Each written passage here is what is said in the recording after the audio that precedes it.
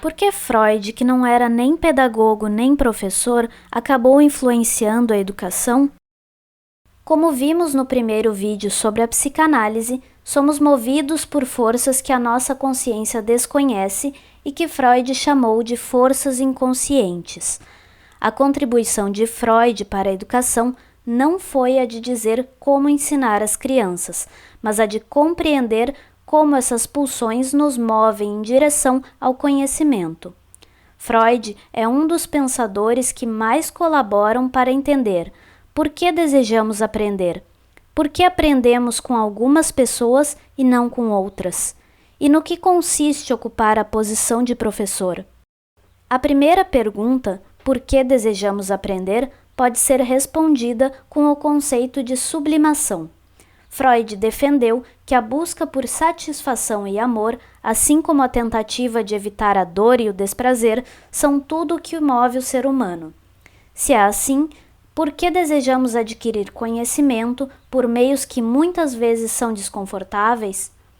Por que muitas vezes sacrificamos momentos de lazer, de namoro, de entretenimento ou de outras atividades prazerosas em função de estudar, trabalhar ou assistir vídeos educativos no YouTube? Freud pegou emprestado da física o termo sublimação, usado para designar a passagem direta de um estado físico a outro sem um estágio intermediário. Na psicanálise, sublimação é a passagem do desejo à sua satisfação sem expressar na consciência seu conteúdo naturalmente erótico. Nesse caso, é como se a dimensão de prazer e de satisfação física do desejo sublimado fosse desviada para algo não relacionado à libido. Temas socialmente vistos como mais elevados ou importantes, tais como a arte, o conhecimento, a religião, são, em geral, os mais eleitos para a sublimação. Na segunda questão, por que aprendemos com algumas pessoas e não com outras, Freud nos ajuda com dois princípios. Um deles é chamado de transferência e foi descoberto por ele durante sua prática clínica, quando percebeu que muitas pacientes acreditavam se apaixonar por seu psicanalista. Freud se deu conta de que isso acontecia porque elas projetavam afetos infantis na figura do terapeuta. O que isso tem a ver com educação? É que, da mesma maneira que para nos deixarmos analisar por um terapeuta é necessário um vínculo capaz de provocar afetos infantis inconscientes, para que aprendamos com alguém, muitas vezes é necessário termos uma crença inconsciente de que aquela pessoa sabe muito ou que pode nos ensinar algo. Ou seja, que sem a sua ajuda não conseguiríamos aprender. Esse tipo de crença é a mesma que a criança tem em relação aos pais. Eles sabem tudo e conhecem a verdade do mundo. Por isso que há um caráter infantil nesse afeto. O segundo princípio da psicanálise que ajuda a responder esta questão é o da identificação. Esse conceito Freud utilizou para explicar os fenômenos messiânicos que acontecem em grandes grupos, ou seja, quando uma multidão de pessoas passa a se comportar de acordo com o que acham que um líder carismático gostaria.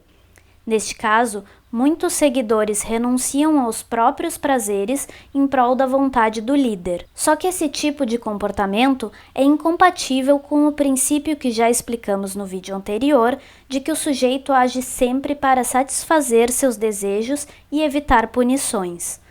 Freud explica que este é um fenômeno inconsciente, em que o sujeito se identifica com o líder como se fosse a melhor versão dele próprio, um ideal de eu.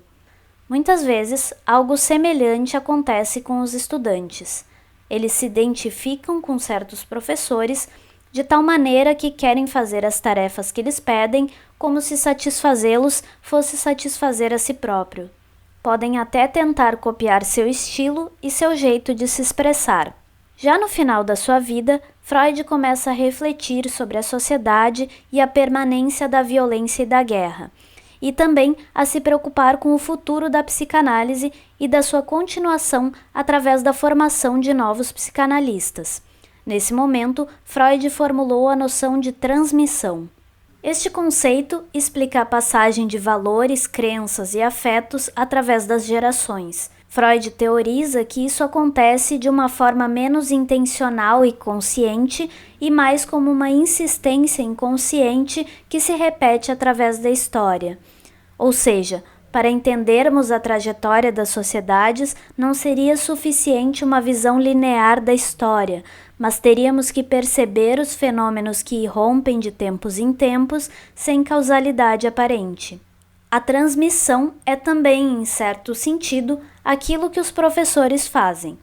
Não são transmitidos apenas conteúdos ou ideias conscientes, mas modos de vida, formas de desejar ou posições éticas.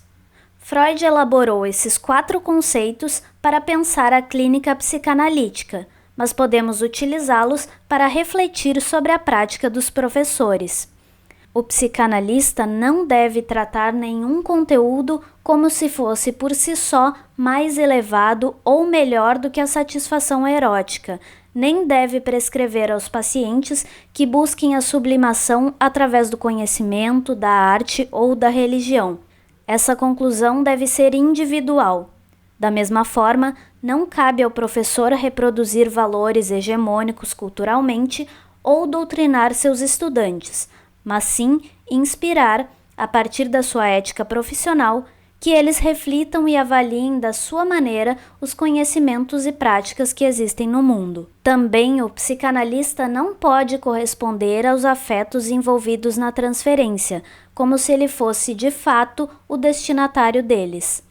É apenas frustrando esses afetos que o sujeito pode vir a ter uma perspectiva mais madura sobre eles. Tampouco o professor pode se deixar confundir com figuras afetivas como os pais, tios e muito menos com namorados ou amantes. É uma direção ética importante para a docência saber que não há uma simetria política ou cognitiva entre docentes e estudantes, mas que existe uma assimetria afetiva. Outra indicação é que o psicanalista não deve aceitar ser um modelo ou uma figura inspiradora de seus pacientes. O destino ideal de um psicanalista, como de todo profissional da saúde, é ser descartado, tornar-se desnecessário. Um bom professor, por sua vez, também deve esperar que cada aluno seja capaz de abandoná-lo e superá-lo.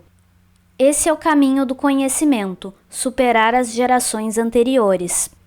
Já a transmissão permite que o psicanalista tenha uma conduta menos onipotente em relação ao seu paciente, pois alguns sintomas tendem a retornar, não importando o tempo ou a dedicação ao tratamento. O objetivo seria, então, promover a capacidade de viver essas experiências que nos dizem respeito da maneira mais interessante. Da mesma forma, não está inteiramente na mão dos professores a formação dos estudantes. Cada pessoa forma-se intelectualmente, tanto em razão dos aspectos conscientes e intencionais da aprendizagem, como dos aspectos inconscientes e fortuitos. Concluindo, mesmo nunca tendo tomado a educação ou a escola como seu objeto principal de interesse, Freud nos disse muito sobre como funcionam as relações humanas. E toda perspectiva que entende a educação como um processo relacional se beneficia muito de suas descobertas.